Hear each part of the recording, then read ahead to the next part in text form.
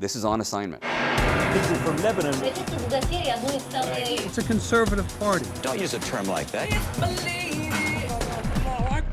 Let's check out his story.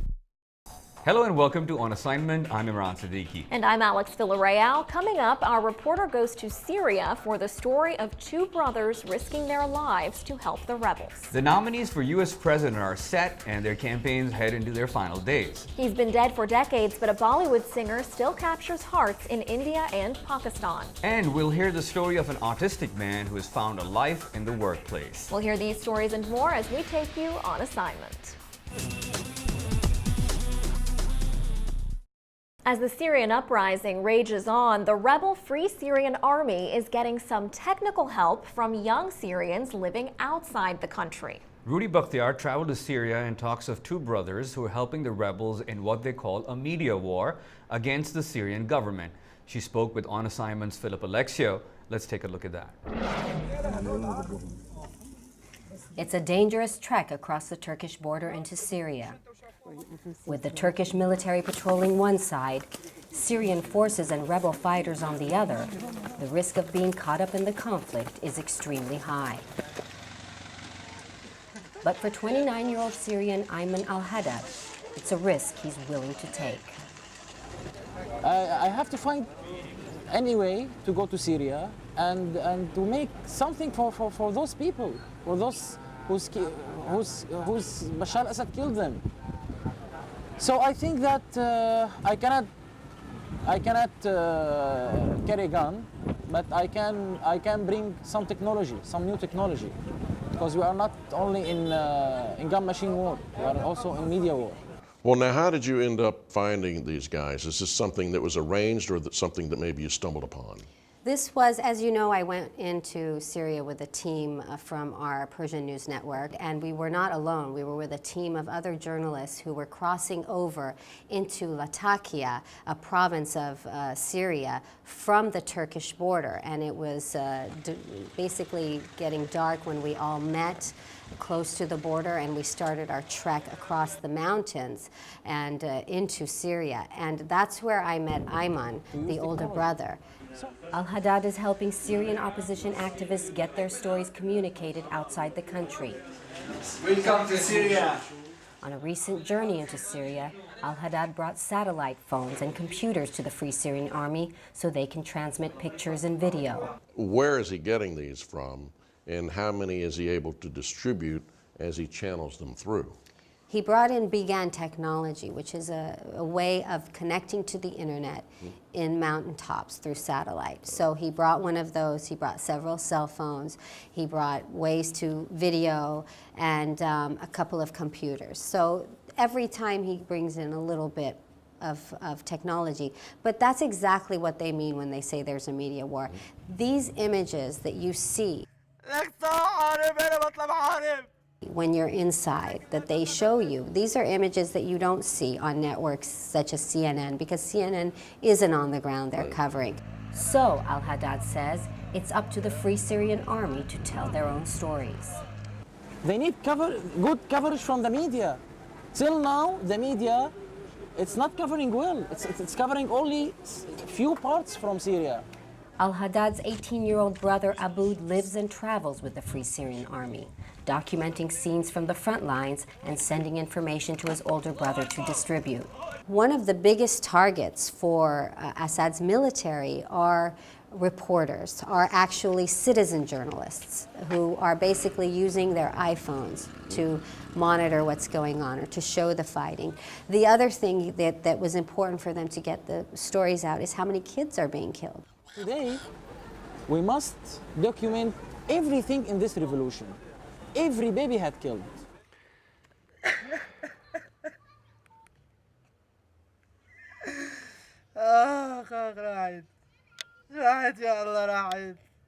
Every woman had killed. And these teams that are going in, they are just sort of makeshift units, right? I think for me that was one of the most heartbreaking aspects to see Well, and frightening too, I suppose. is how young the members of the Free Syrian Army are, how inexperienced they are, how little ammunition they have, and the fact that there are these 17-year-old, 18-year-olds fighting with nothing but the skin on their back. And you're right, they're very inexperienced, and it's scary. You're putting your life in the hands of people who don't have that much experience. But what was evident is that there was definite resolve. When do you plan to go back?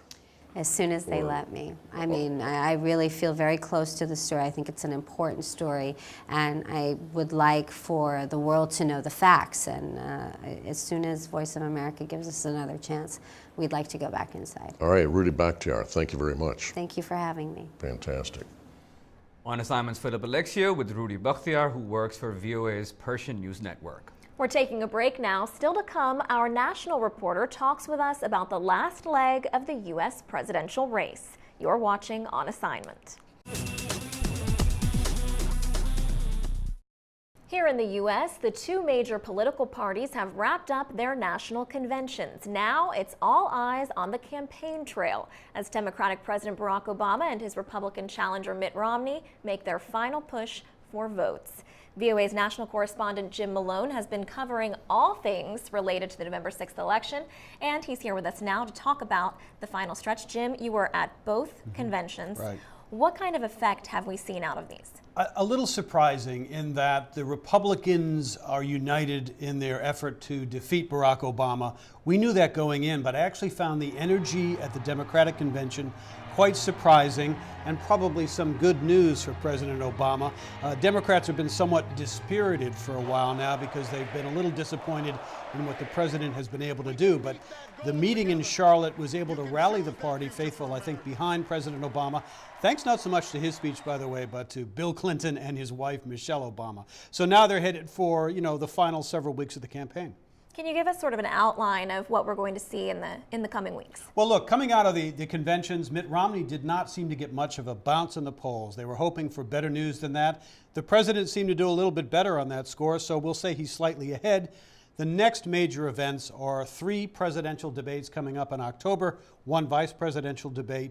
This is going to be a key moment now for the Romney campaign. He has to make the sale, as it were, to the American people that he can do the job and that it's time to fire Barack Obama and hire him. The first part's easier than the second, and he's not been able to pull off the second one quite yet. So what is he going to have to do to try to unseat Obama? Well, first of all, he's got to lay out why the president needs to be replaced. But more than that, I think people know that argument now.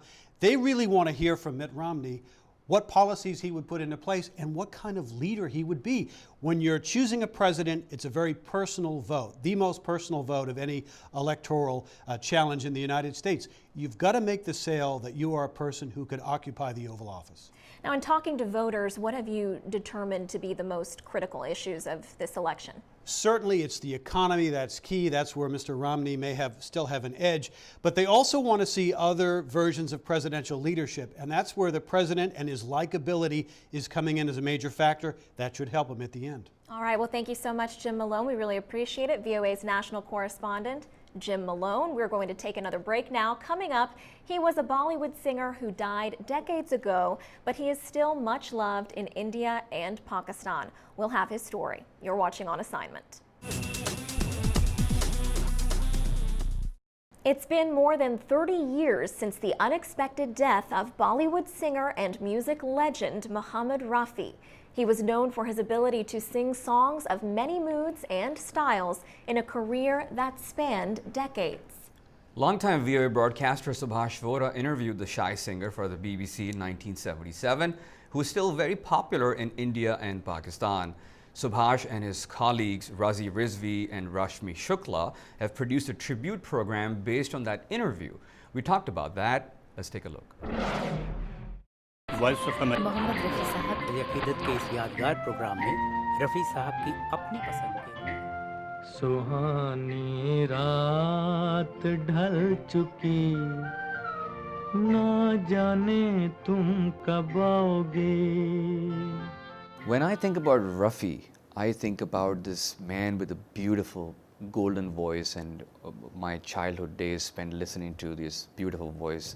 How did you guys think about doing this program, this tribute to Rafi? Actually, Imran, it's very interesting. The idea evolved during a coffee break. Me, Subhash, and Faiz, the service chief of Urdu, we were just having an informal conversation, and the Bollywood music came into discussion. And then Rafi and all those singers, particularly the legends of Bollywood. And then Subhash told me that in London he had an occasion to meet Rafi and interview him. So then the idea came that why not make a Rafi a special? Subhash will tell you some of the details, how he interviewed, how he met Rafi. Wasn't it difficult to interview Rafi because he didn't want to give interviews to anyone? Very difficult, Imran. When Mohammed Rafi came to London for his program in Royal Albert Hall, I was trying to call his hotel and talking to the manager, but every time the manager say, Mr. Rafi never give any interview, he doesn't talk at all, he only sings.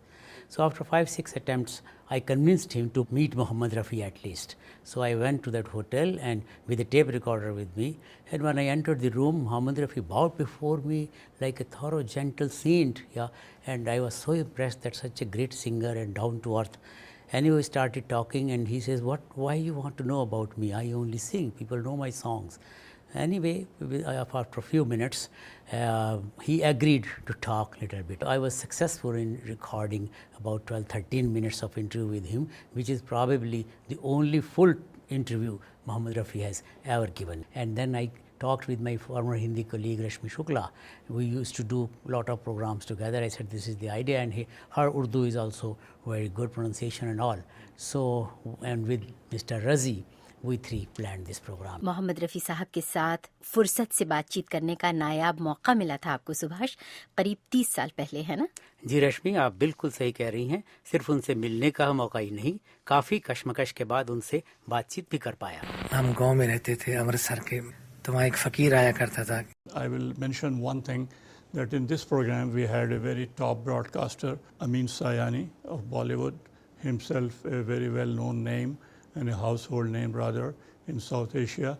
He paid rich tributes, especially courtesy Subhash to Mohammed Rafi, and recorded a very, very impressive, his own ideas and his own thoughts about Mohammed Rafi. आज भी हम सब के दिलों में वो बसे हुए हैं, उनकी तलाश, उनके गीतों की तलाश हर दम हमारे दिल में रहती है।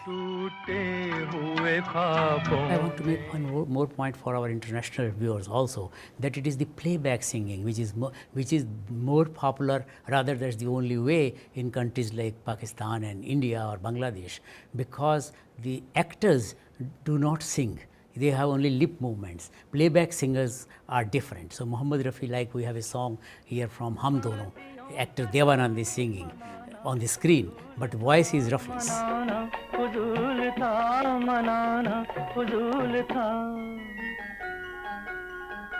What kind of role do you think projects like the one that you did can do for international diplomacy? Because here we have somebody from India and then Pakistan working together and producing a fantastic show like that. What do you think it can do for international public diplomacy? Well, I think this program has itself proved that, and one of the comment we received from Pakistan, a listener, that VOA Urdu has won hearts of many people with this program in Pakistan, and also helped in bridging between India and Pakistan. So I think this is a great compliment, that because Rafi was equally respected and accepted and loved in both countries. I would like to add that, this is also, the mission of the VOA to connect the people around the world. So I think this program was very successful in that sense, that it got connected the people of India and Pakistan who equally love Mohammed Rafi. Tell us a little bit about how people around the world are observing Rafi's death anniversary. His death anniversary was really observed in both Pakistan and India. There were functions, there were musical concerts, and people paid him rich tributes for his contributions to music and singing.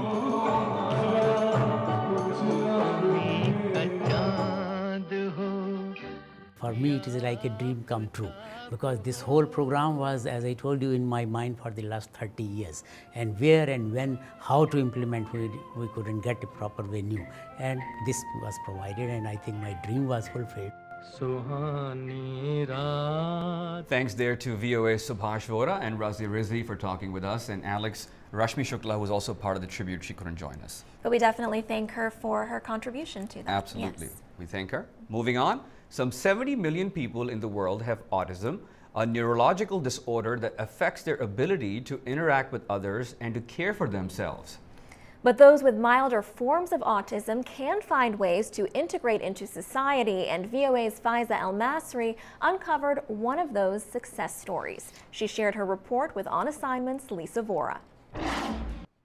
Kevin Gibson loves it in his own apartment. It's a great feeling to be able to live on your own. That is a rare accomplishment for someone with autism, a developmental disorder that can cause communication difficulties and social awkwardness. But every morning, Kevin gets ready and walks to MGIP, the law firm where he works. I'm a file clerk. When I have files returned to me, I put them back on the shelves, and they're in numerical order. How's it going? Firm partner Martin Geisler says out of 130 applicants, they selected Kevin. We were looking for somebody for our file room that would remain in place for several years and not just have somebody there for 6 months. You met Kevin, spent some time with him, spent some time with his family. Tell me a little bit about what he's like and his home environment. Kevin is a lovely young man, and he was very happy and excited when I saw him. And the reason behind that was his moving to his new apartment recently. And of course, he was so happy being independent and in his new surrounding. So he's really very impressive, and also his family. I met his dad and mom, spent some time with them. Tell me a bit about how he was able to do that. How was he able to move on his own?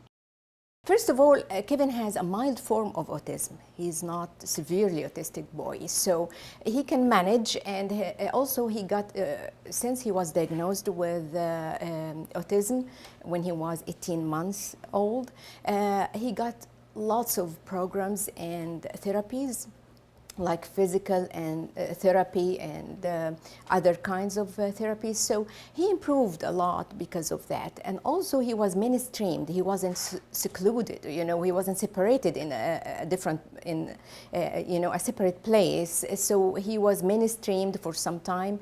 And also the support of his family is really very impressive. His mom and dad, they love him and they support him in every shape and form. He has siblings also, and they helped him, deal with life in as normal as possible way. So that's how he managed to work, and he used to work more than one job to save money. And he saved money, and he paid for his apartment. So he owns it now. So it's because he had a milder case of autism, correct? That's how, because many people with autism, they're usually not as functional. I mean, correct me if I'm wrong, in society. So I was just curious, is it because it started off milder and then his parents, they were able to get the support necessary? Multiple reasons. Okay. Of course, the degree of autism he has, and also the help he got from the community in forms of schooling and programs and therapy, and the family support. And his will, of course, the personal factor. How did this coach, what's her, Goldschmidt, how did Goldschmidt help him? She helped him in a variety of ways. First of all, she trained him how to go through an interview.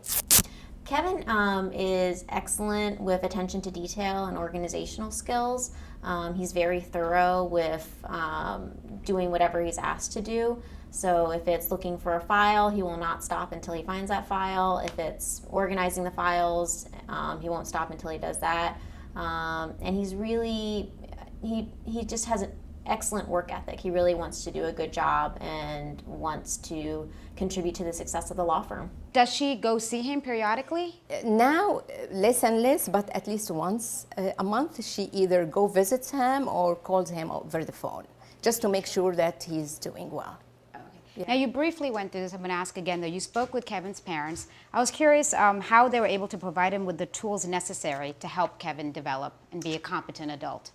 The power of parenting, you know, they never give up on him, and they had faith that he is going to be on his own one day somehow.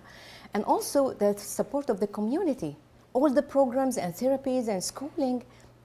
So they found really a network of support around them. That's how they helped him be the successful young man he is today. I find one statement by his dad is really very heart-touching. He said, being autistic doesn't mean you're not smart, and Kevin is smart.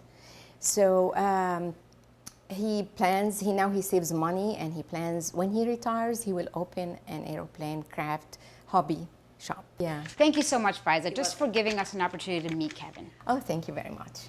All right, our thanks again to VOA's Faiza El-Masri for that story, and of course on assignment's own Lisa Vora. Turning now to Russia, which hosted the 3-day Asia-Pacific Economic Cooperation Summit this month. The gathering brought national leaders from across the region to Vladivostok in Russia's Far East. Moscow says it spent billions of dollars to prepare for the summit, all part of Russia's efforts to boost trade with the Asia-Pacific. VOA's James Brooke has a story in Vladivostok. Let's take a look. 20 heads of government will fly into Vladivostok's new international airport, built to handle 15 million tourists, 10 times last year's passenger load. They will zoom down brand new highways and cross a new billion-dollar bridge to a brand new American-style university campus. It hosts Pacific Rim national leaders. Next month, it will host 25,000 students. Artyom Lukin, a director of international research at the Far Eastern Federal University, calls the summit a coming-out party for Russia as a modern Pacific power. If you want to be a great power in the Pacific, you need to have a developed Pacific coast, which is the Russian Far East. Vladivostok means to rule the East. From Tsarist times to Soviet times, it was a fortress city to beat back invasions from Asia.